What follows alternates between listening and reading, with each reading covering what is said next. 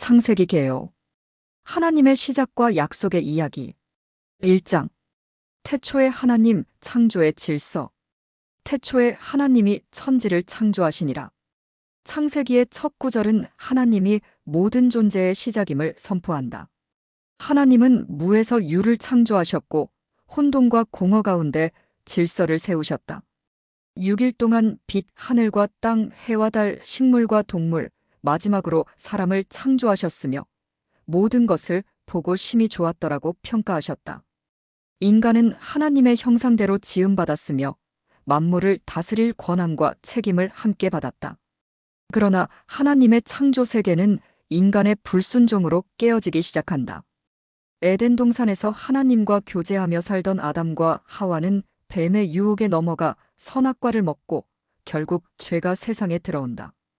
이 타락은 단지 하나의 행위가 아니라 하나님과의 관계 단절이라는 본질적인 문제를 야기했다. 이후 인간은 고통, 수고, 죽음이라는 결과를 안고 에덴에서 추방당한다. 하나님은 심판하셨지만 그 가운데서도 여자의 후손을 통한 구원의 약속을 남기셨다. 이는 장차 오실 예수 그리스도를 예표하는 말씀이다. 이후 인류는 점점 죄악에 물들어간다. 가인이 아우아벨을 죽이며 최초의 살인이 일어나고 사람의 수가 많아지면서 땅은 폭력으로 가득 찬다. 이에 하나님은 노아를 선택하여 의인으로 세우시고 홍수로 온 세상을 심판하신다. 노아와 그의 가족은 방주에 들어가 살아남으며 하나님은 그와 새로운 언약을 맺으신다. 무지개는 그 언약의 징표로 다시는 물로 세상을 멸하지 않겠다는 하나님의 약속을 나타낸다. 2장. 죄의 확산과 하나님의 개입. 노아 이후에도 인간은 여전히 자신의 이름을 높이고자 한다. 바벨탑 사건은 그 대표적인 예이다.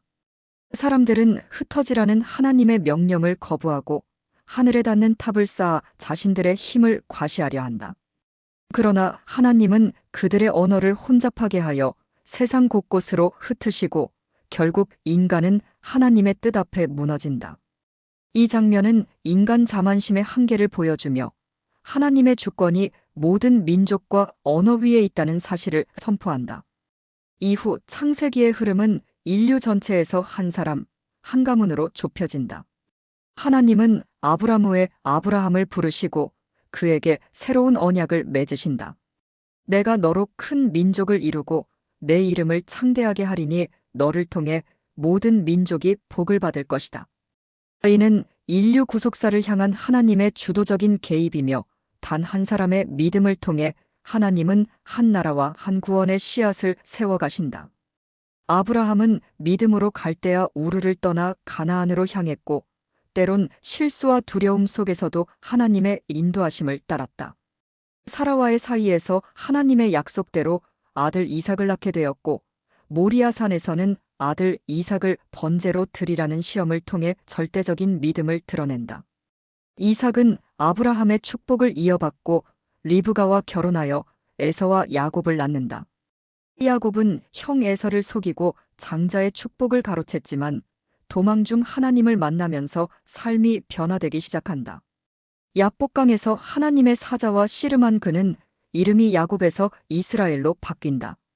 이는 그가 더 이상 자신의 꾀로 사는 자가 아니라 하나님과 겨루어 이긴 자로서 새로운 정체성을 얻었다는 의미이다. 야곱은 12아들을 낳고 그 자손들이 훗날 이스라엘 12지파의 조상이 된다. 3장. 요셉을 통한 구속의 그림자.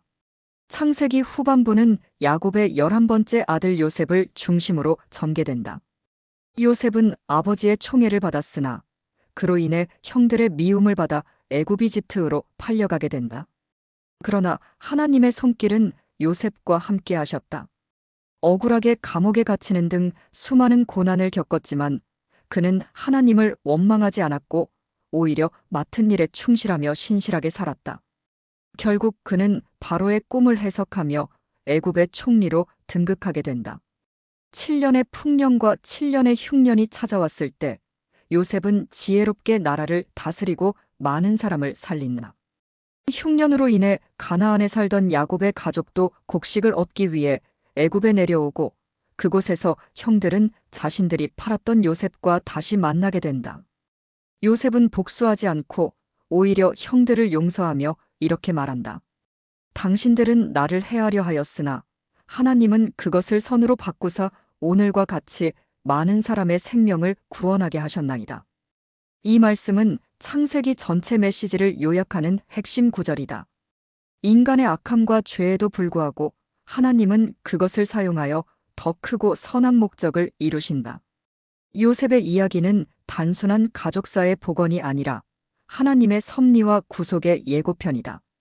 애굽에 정착한 야곱의 가족은 70명이었지만 이들이 출애굽기에서는 수백만 명의 민족으로 성장하게 된다. 창세기는 이렇게 인간의 타락에서 시작해 하나님의 언약과 구속의 씨앗이 심어지는 것으로 끝을 맺는다. 혼돈에서 질서로, 죄에서 구속으로, 파괴에서 회복으로 나아가는 이 여정은 성경 전체 구원의 서사의 토대를 이룬다. 그리고 이 이야기는 지금도 우리 삶 속에서 계속되고 있다. 하나님은 여전히 한 사람의 믿음을 통해 역사하시고 깨어진 세상을 회복시키는 일에 우리를 초대하신다.